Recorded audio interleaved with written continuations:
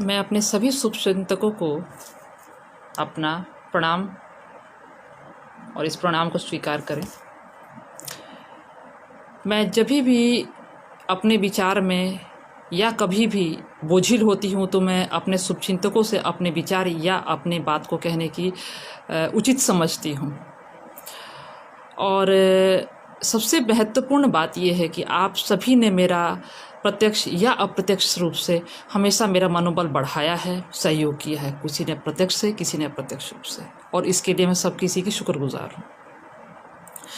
आप लोगों के बीच आज अपनी बात कहने के लिए मैंने इससे पूर्व भी एक आध बार अपनीपन की बात कही है और आप लोगों से मेरे को बहुत मेरा मनोबल बढ़ा है, मेरी हिम्मत बढ़ी है। मुझे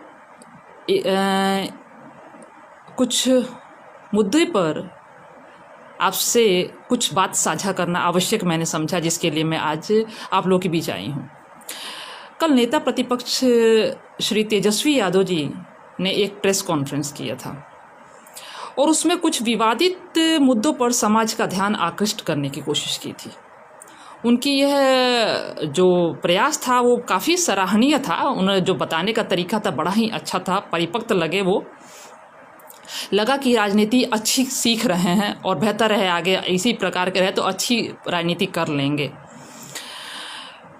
उनमें से कुछ मुद्दों पे उन्होंने बात किया। उसमें मुद्दों में मेरे ही पति का श्री कृष्णा शाही की हत्या के संबंधित और उनकी पत्नी के संबंधित उन्होंने कुछ बात कही है, जिस मुद्दे पर मैं आज आप लोगों के बीच आना चाहती हूँ।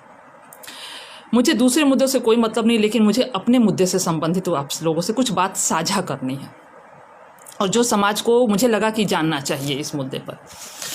सबसे प्रमुख बात यह है कि घटना मेरे पति की 19 जुलाई सन 2017 को होती है। उस समय माननीय तेजस्वी जी और नीतीश जी की सरकार थी और जो एसपी महोदय थे उन्हीं के समाज के थे। और अगर मैं थोड़ा कम जानती हूँ फिर मुझे कहीं ना कहीं से पता था कि उन्हें कहीं संबंधी में दूर दराज के आते भी हैं। उन्होंने 7 घंटे के अंदर अनुसंधान करके केस फाइनल कर दिया था। दूसरी बात कि जब एसआईटी के द्वारा टीम गठित की गई और एसपी महोदय आपके जो समाज के ही थे श्री रवि रंजन यादव जी और आयु महोदय भी जो नियुक्त हुए वो फुलवरिया के थानाध्यक्ष जो कि आपके ही समाज के थे, और क्षेत्र जिस क्षेत्र में घटना हुई थी वो भी फुलवरिया थाना क्षेत्र जो आपका गृह क्षेत्र है।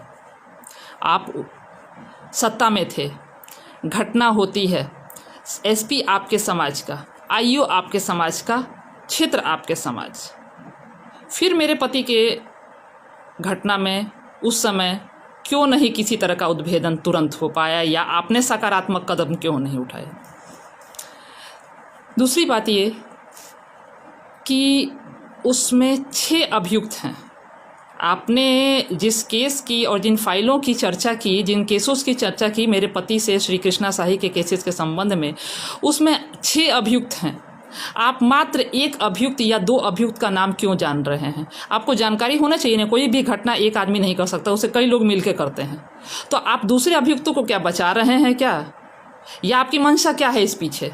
या क्या आपके समाज के कोई लोग उसमें सम्मिलित हैं, या आपके वोटर सम्मिलित हैं, या आपके पार्टी के सम्मिलित लोग हैं कि आप उन लोगों का नाम छुपा रहे हैं, या आपको पूर्ण जानकारी नहीं है केस का और आप आके मीडिया में लाइव बोलना शुरू कर दे रहे हैं।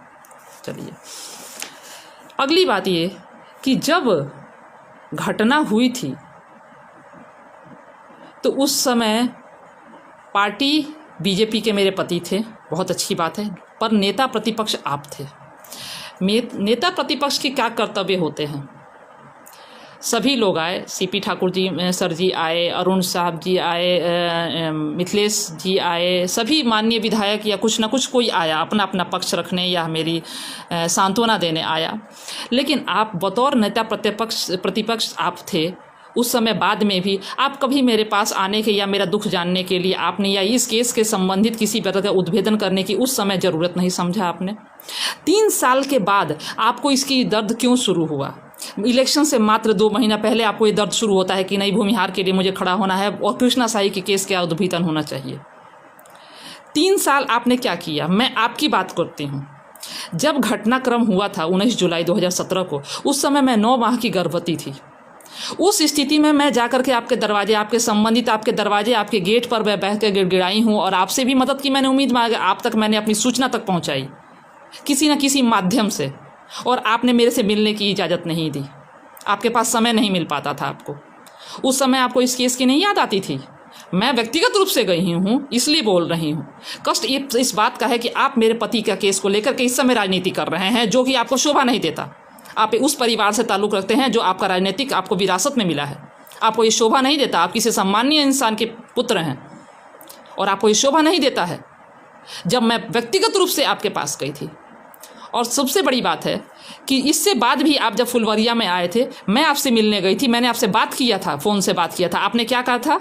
My office will contact you soon. आप मुझसे मिलने क्यों नहीं? मैं आपसे मदद ही तो मांगने गई थी। तो आप इस समय मात्र इलेक्शन के 2 महीना पहले आपको भूमिहार याद आ रहा है, अपनी जात याद आ रहा है। आप जातों में, 2 जातों में लड़ाई कराने का मंशा लेकर के आप ये खेल खेल रहे हैं, जो कि शोभा आप नहीं देता है। आप एक माननीय विधायक हैं, कहीं विधायक बने हैं, आप किसी पद पे रहे हैं, आपने एक समय दिया है और कुछ सीखा है तजुर्बों से। ये शोभा नहीं देता माननीय आपको कि आपको 3 साल आपको कुछ याद नहीं आता है, और 3 साल के बाद जो ये पत्नी खुद आपके दरवाजे गई है, आपसे खुद फोनिकली आपके ही भाई ने मेरे से बात करवाया है, मैंने आपसे मदद मांगी। और सबसे बड़ी बात है कि 2 साल आपके ही जात के, आप अब जात पर कहते हैं, आपके ही जात के आयु महोदय ने कलम तक नहीं चलाया। कई बार उन्हें फटकार मिली ऊपर उच्च अधिकारियों से। तो प्रशासन कहाँ गलत है? ऊपर से फटकार नीचे तो जाता था, ऊपर से जाता था आपके एसपी महोदय, आपके माननीय श्री रविरंजन जी थे, उसके बाद आपके आयु महोदय थे, वो भी आपकी समाज के थे, और फाइल में एक पेंसिल नहीं चलता था, फाइल दबी रहती थी। और अभियुक्त आदित्य के घर में जाकर के आप समोसा चटनी खाते थे, उनको बैठा करके थाने की दलाली करते थे, और इस सब चीज़ को सबूत हमको मिला।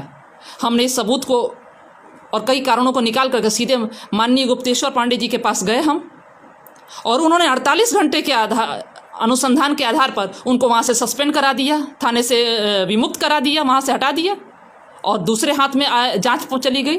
तो कहाँ मेरी प्रशासन मदद नहीं कर रहा है, जो आप इस समय मदद करवाने के लिए आए हैं? दूसरी बात ये कि जब आप अगर ये सोचते हैं कि केस में मेरे कुछ नहीं हुआ, हमारी सुरक्षा, आप ये बताइए, बलेसरा हत्याकांड हुआ, आपकी ही जाति के थे, आप आज तक पूछने गए बलेसरा मुखिया जी के बारे में? ना उसके बारे में आपने आज भी उसकी पत्नी को धमकियां मिलती हैं। आप कभी उससे पूछताछ किए? कभी उसे पूछने गए? आपके समाज की थी ना, आपको पूछताछ करना चाहिए थे। जिस तरीके से आपने आज लाइव आकर के आप समाज मीडिया बुला करके अपनी बात कही, आप कई बार कहते तो आपकी शायद आज प्रतिष्ठा और आपके पार्टी का रुतबा बहुत बढ़ा गया होता। हम औरतों की दुआएं आपको लगी गई होती। कहते ना, हम औरतों की दुआएं बहुत काम करती हैं, लेकिन आपने इस समय गंदी राजनीति के तहत, जाति को बांटने की राजनीति के तहत आप गंदी खेल करके चले आए हैं यहाँ पर। मैं भी तो आपके पास गई थी, आपसे बात की हूँ, रिक्वेस्ट की हूँ, उन्होंने भी नहीं किया है।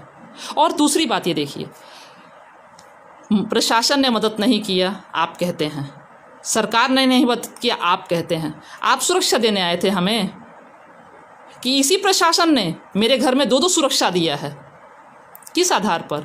अगर इस समाज को या इस सरकार को या सत्ता को या प्रशासन को हमारी सुरक्षा का ध्यान नहीं रहता, तो जिस एक घर में एक सुरक्षा मिलना मुश्किल होता है, जिसके घर में 2-2 सुरक्षाएं दी गई हैं।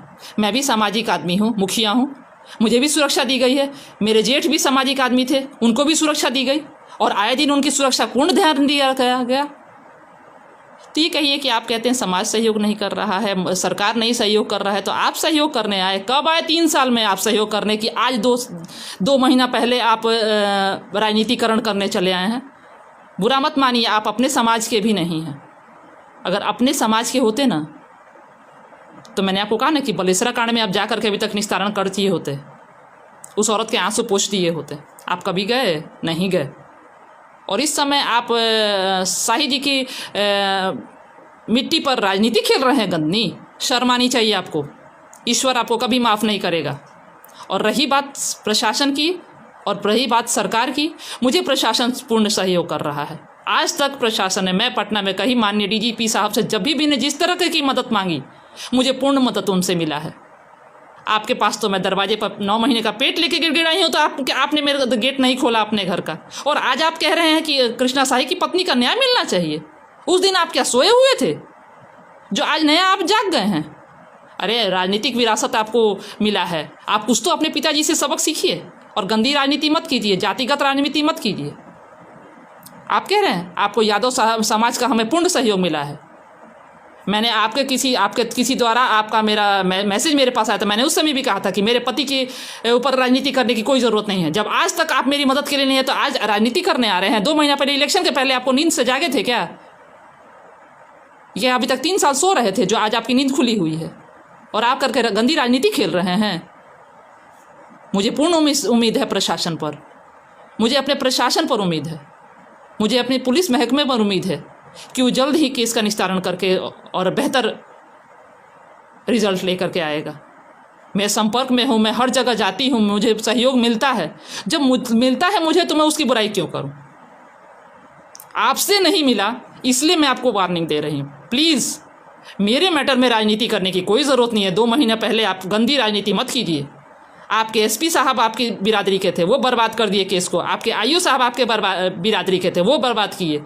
आईओ साहब आपके कहते थे हमसे कि हम बड़ी बड़ी रुतबे वाले आदमी की रिश्तेदारी है मेरी, लेकिन माननीय डीजीपी साहब ने किसी बात को महत्व नहीं दिया। ये जानने सुनने के बाद उन्होंने 48 घंटे के जांच के बाद उनको सस्पेंड कर दिया और सक्षम अधिकारी को मेरी जांच दे दी पति की। तो मेरे लिए प्रशासन अच्छा है। इसके बाद जो आए माननीय एसपी साहब रवि रंजन जी के पास बाद, वो भी आरजेडी के समर्थक थे। ऊपर से आदेश आता था, यहाँ ना चेताव दिया जाता था। क्या मुंह खुलाना चाहते हैं आप मुझसे? जब मदद मिलना शुरू हो गया, जब काम शुरू हो गया, जब अच्छी प्रक्रिया है, तब आप राजनीति करने चले आए हैं। राजनीति करनी है तो अपने घर में जाकर राजनीति कीजिए।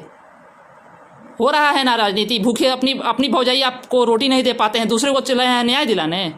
शर्म कीजिए और कृपया मेरे बात से दूर रहिए। मेरे पति को, मुझे पूर्ण उम्मीद है कि बहुत जल्दी मेरे पति के केस का निस्तारण हो जाएगा और जल्दी दोषी पकड़े जाएंगे बचे खुचे, और मुझे जल्दी ही न्याय मिल जाएगा। और मुझे अपने समाज पर, मैं अपने समाज के लोग का हमेशा शुक्रगुजार हूँ। हर पग पग पर सहयोग दिया, तो संघर्ष में मेरा समाज मेरे साथ रहा है। हाँ, प्रशासन भी मेरे साथ रहा है, मुझे पूर्ण सहयोग मिला है। इतना आज तक मुझे नहीं लगता कि किसी भी बड़े बाहुबली को कितना किसी को मदद मिला होगा। मेरा भी पति भी, मैं एक सामान्य इंसान हूँ, मेरा पति भी एक सामान्य कार्यकर्ता थे। बावजूद मुझे बहुत सहयोग मिला है इस प्रशासन का, और मिले हुए सहयोग को मैं दरकिरार नहीं करूंगी। और आप प्लीज़ अपनी गंदी राजनीति बंद कीजिए। मैं आपके दरवाजे पर 10 बार धक्का खाने के लिए गई हूँ और 10 बार गिड़गिड़ाई हूँ। 9 महीने का पेट लेके आपके दरवाजे गिड़गिड़ाई हूँ, तभी भी आपका गेट मेरे लिए नहीं खुला।